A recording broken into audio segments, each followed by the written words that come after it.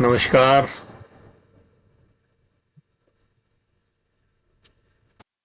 मैं हिम्मत सेठ। आज हम स्वर्गीय मधुलिमा के 101वें जन्म दिवस के पूर्व संध्या पर उनके बारे में चर्चा करेंगे। मधुलिमा हिंदुस्तान की राजनीति के एक बहुत बड़े कद्दावर नेता थे और महाराष्ट्र में रत्नागिरी के अंदर उनका रत्नागिरी जिले में एक गांव में उनका जन्म हुआ था। और कॉलेज की पढ़ाई उन्होंने फर्गुसन कॉलेज में एडमिशन लिया था 1938 के अंदर, पूना के अंदर।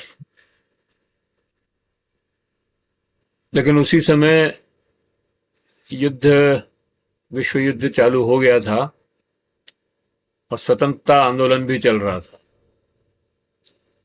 तो मधुलिमा जी ने अपने मित्रों के साथ मिलकर के 31 दिसंबर 1938 को एक निर्णय लिया, सब मित्रों ने, कि आज से हमारा जीवन जो है देश के लिए नौछावर है, देश के लिए ही काम आएगा। और उनका जो सबसे बड़ा संकल्प था, ध्येय था, वो ये था कि देश को संपूर्ण स्वतंत्रता दिलवानी है और समाजवाद की स्थापना करनी है। उनका मानना था कि जब तक समाजवाद की स्थापना नहीं होगी तब तक देश से गरीबी, बेरोजगारी और वंचित लोगों को उनके हक नहीं मिलेंगे। तो इसलिए वो समाजवाद स्थापित करना चाहते थे और उन्होंने पूरे जीवन भर समाजवाद के लिए ही काम किया।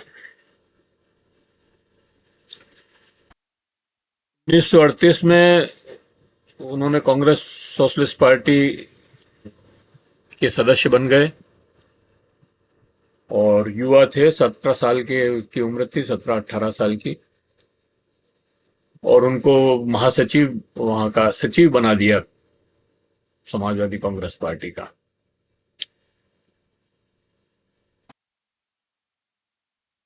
उन्होंने एक वो बहुत अच्छे संगठन करता थे, उन्होंने काफी काम किया, पार्टी का को गठन की और एक बड़ी मीटिंग की। उसके अंदर उन्होंने उस समय, क्योंकि अंग्रेज जो है एक अभियान चला रहे थे अपनी सेना में भर्ती करने के लिए, लोगों को, नौजवानों को भर्ती करना चाहते थे ताकि विश्व युद्ध में, दूसरे विश्व युद्ध में वो लड़े, अंग्रेजों की तरफ से लड़े।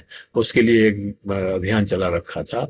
तो मधुलिमा ने उसका विरोध किया और पैसा भी इकट्ठा कर रहे थे। अंग्रेज लोग कह रहे थे भाई विश्व युद्ध चल रहा है तो हमारे को पैसा भी दो। और तो मधुलिमा ने घोषणा की उस समय कि न तो हम एक पाई देंगे न एक जवान देंगे। तो उससे उनके ऊपर केस हो गया और उनको जेल हो गई। फिर मजिस्ट्रेट ने उनको, मतलब क्योंकि उम्र कम थी उनकी, तो एक दिन की जेल दे करके छोड़ दिया। 1942 के अंदर उनको फिर से अंग्रेजों ने जो है पकड़ा, क्योंकि उस समय महात्मा गांधी ने करो और मरो का नारा दिया था और अंग्रेजों भारत छोड़ो का नारा दिया था और जनता से आह्वान किया था कि ये एक अंतिम अवसर है कि जिसमें हम देश को आजाद करा सकते हैं। तो उस समय उस आंदोलन में मधुलिमा ने बहुत बढ़ चढ़ कर हिस्सा लिया। लेकिन अंग्रेजों ने उन्हें गिरफ्तार कर लिया। गिरफ्तार करने के बाद उनको जो है 1942 में गिरफ्तार किया, 1943 में उनको छोड़ दिया। लेकिन 1943 में फिर उनको गिरफ्तार कर लिया और 1946 में जाकर के उनको छोड़ा। जब ये आज़ादी, देश को आज़ाद होने की बात तय हो गई थी कि भाई हम आज़ादी दे देंगे, तब उनको, सबको ही रिलीज कर रहे थे उस समय, उनको भी रिलीज किया। तो आज़ादी के आंदोलन में बहुत बड़ा इनकी भूमिका थी। और कांग्रेस समाजवादी पार्टी का संगठन इन्होंने बनाया। मजदूरों के साथ इन्होंने बहुत काम किया। मजदूर मजदूर आंदोलन का इनका बहुत ज्यादा संपर्क था, मतलब उसमें रचे बसे थे। आ, तो 1946 में, 45-46 में जब ये आज़ाद हुए, उसके बाद ये गोवा गोवा को, मतलब देश तो आज़ाद हो गया 1947 में हमारा, लेकिन गोवा जो है पुर्तगालियों के गुलाम ही था। तो इन्होंने वहाँ जा कर के गोवा मुक्ति आंदोलन चलाया, और वहाँ पर पुर्तगाली सरकार ने इनको गिरफ्तार कर लिया और 12 साल की इनको सजा दी। 12 साल की सजा 1962 में ये अब आज़ाद हो गया था।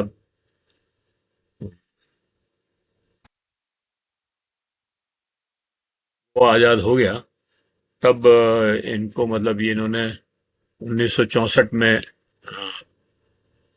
मुंगेर से बाई इलेक्शन लड़ा और जीता और लोकसभा में पहुंचे। इसके पहले 1952-53 में उन्होंने इन्होंने एक किताब लिखी जिसमें कम्युनिस्ट पार्टी के खिलाफ थी। वो कम्युनिस्ट पार्टी का मुलम्मा उतर गया, क्योंकि वो जो बातें करते थे वो उसके विपरीत आचरण कर रहे थे। सर्वहारा की पार्टी, और वो अंग्रेजों का साथ दे रहे थे 1942 के अंदर। तो इसलिए जो है उन्होंने उसके खिलाफ वो किताब लिखी। 1964 से लगा करके 1980 तक लगभग पार्लियामेंट में रहे, और 67 का चुनाव भी जीते। 72 का चुनाव अवश्य हार गए थे, लेकिन 74 में जो बाई इलेक्शन हुआ वो वापस बिहार में फिर से जीत के आए।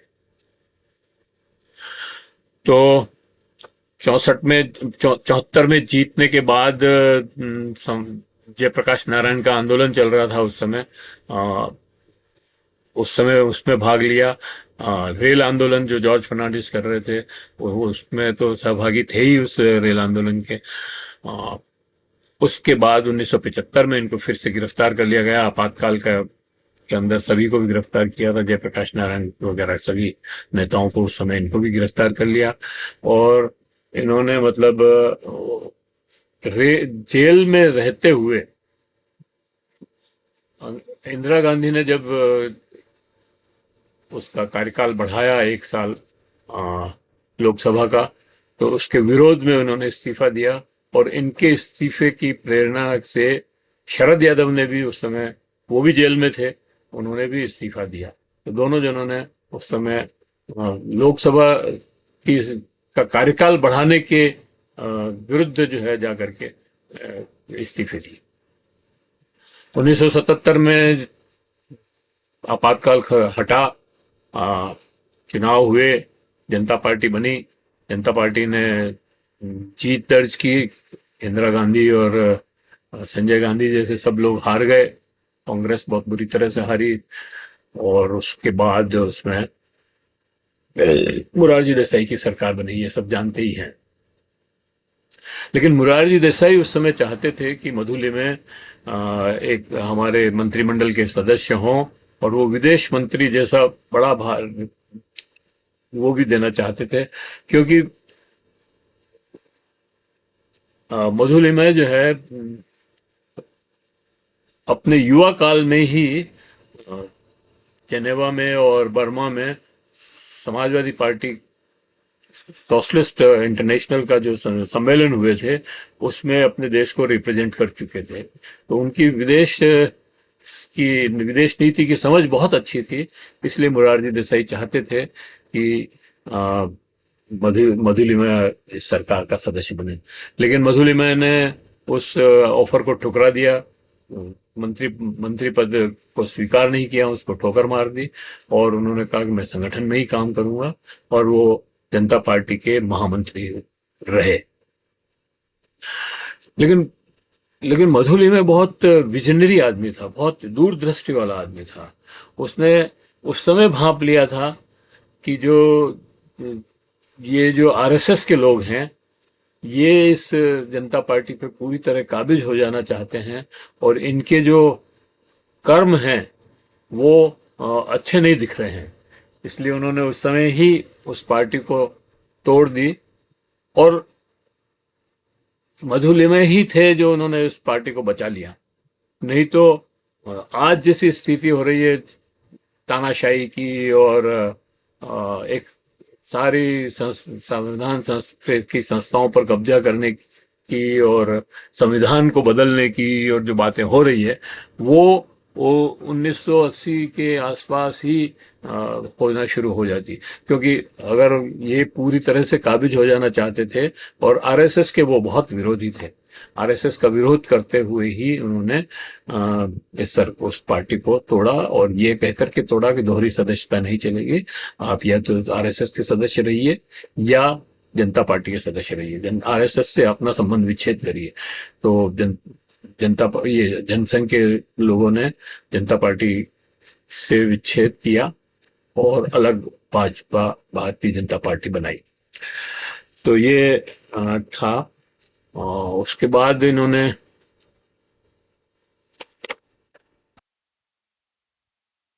80 में चुनाव लड़ा जो हार गए थे। 1983 में इन्होंने संन्यास ले लिया राजनीति से। लेकिन बहुत बड़े कद के नेता थे। पार्लियामेंट में जब बोलते थे तो पिन ड्रॉप साइलेंट इनको सुना जाता था, और मंत्री लोग इनसे बहुत घबराते थे, भय खाते थे, क्योंकि ये बहुत तथ्यात्मक बातें निकाल करके डिपार्टमेंट्स की तथ्यात्मक बातें लेके आते थे, और जो घोटाले होते थे उनका भंडाफोड़ करते थे। इसलिए जो है मंत्री और सारी सरकार इनसे जो है घबराती थी। लेकिन मंत्री लोग इनसे सलाह लेने भी आते थे इनके घर पे, इनसे सलाह लेकर के जाते थे। स्टूडेंट्स इनके घर पे बहुत लोग मिलने आते थे, इनसे इनसे सलाह लेते थे, इनसे इनके राय लेते थे। और विदेश के लोग भी इनके यहाँ आते थे। अटल बिहारी वाजपेयी और ये चरण सिंह जी और ये तो सब इनके बैठक के मेंबर ही थे एक तरह से। तो ये इनका था मामला। 1983 में जब इन्होंने संन्यास ले लिया, लेकिन संन्यास इन्होंने लेने के बाद भी अपनी लेखनी से देश की सेवा करते रहे। 127 किताबें लिखी इन्होंने, और इन्होंने जो है कोई अखबार ऐसा नहीं था, बड़े से बड़ा भारत का बड़े से बड़ा अखबार भी इनके लेख उस पर छपते थे, और इनसे साक्षात्कार को लालायित रहते थे। इनका साक्षात्कार छापते थे, इनके लेख छापते थे। ये सब बातें तो है ही, लेकिन इनके जो इनका उजला पक्ष है वो ये भी है कि ये एक तो शास्त्रीय संगीत के ज्ञाता थे, बहुत बड़े ज्ञाता थे। और ये जब भी तनाव में होते या फ्री मूड में होते तब वो शास्त्रीय संगीत सुनते थे। इन्होंने स्वतंत्रता सेनानी थे ये। स्वतंत्रता सेनानियों को पेंशन मिलने शुरू हो गई थी, इन्होंने कभी पेंशन नहीं ली। इन्होंने कहा कि नहीं, हम तो हमने अपने देश को आज़ाद कराया, उसमें काहे की पेंशन।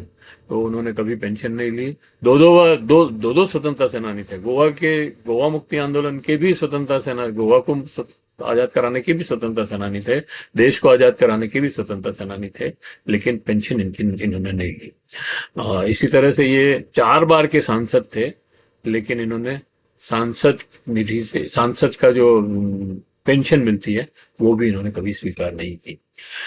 2 कमरों के छोटे से मकान में रहते थे, पंडारा हाउस में, जबकि ये बहुत बड़े व्यक्तित्व के आदमी थे और इनसे बहुत लोग मिलने आते थे। और वो जगह तो छोटी थी, लेकिन फिर भी वो वही रहे। इनका सादा जीवन था। खिचड़ी इनको बहुत पसंद थी, खुद बनाते थे खिचड़ी, और चाय भी खुद बना करके सर्व करते थे। कोई भी आता था तो उसको चाय पिलाते थे, तो खुद ही सर्व करते थे। तो ये सारी चीजें इसमें थी। इसके साथ ही मतलब ये था कि मधुलिमा जी पे बोलने के लिए तो बहुत कुछ है, बहुत लंबा चौड़ा का जीवन था, उनकी बहुत बातें हैं। लेकिन क्योंकि इस वीडियो की समय की सीमा है, इसलिए इसको हम यही समाप्त करते हैं। और उस 101वें जन्मदिन के अवसर पर हम उनको नमन करते हैं और श्रद्धांजलि अर्पित करते हैं। साथियों, मैं आपसे ये भी निवेदन करना चाहता हूँ कि अगर ये वीडियो आपको अच्छा लगा हो तो आप इसको लाइक करें, सब्सक्राइब करें, बेल आइकन दबाएं, ताकि आपको आगे जो वीडियो बने उसकी जानकारी, आपको जब भी अपलोड करें आपको जानकारी मिले। और इसको दूसरों को फॉरवर्ड भी करें। और हमारा हौसला बढ़ाने के लिए कमेंट बॉक्स में जाकर के इस वीडियो के इस पर जो हमने जो बातचीत की है उसके ऊपर भी अपने कमेंट करें। तो वो कमेंट जो है हमें आगे के लिए हमारा प्रेरणा स्रोत होंगे और मार्गदर्शक होंगे। धन्यवाद। अब भी नहीं भी हो गया तो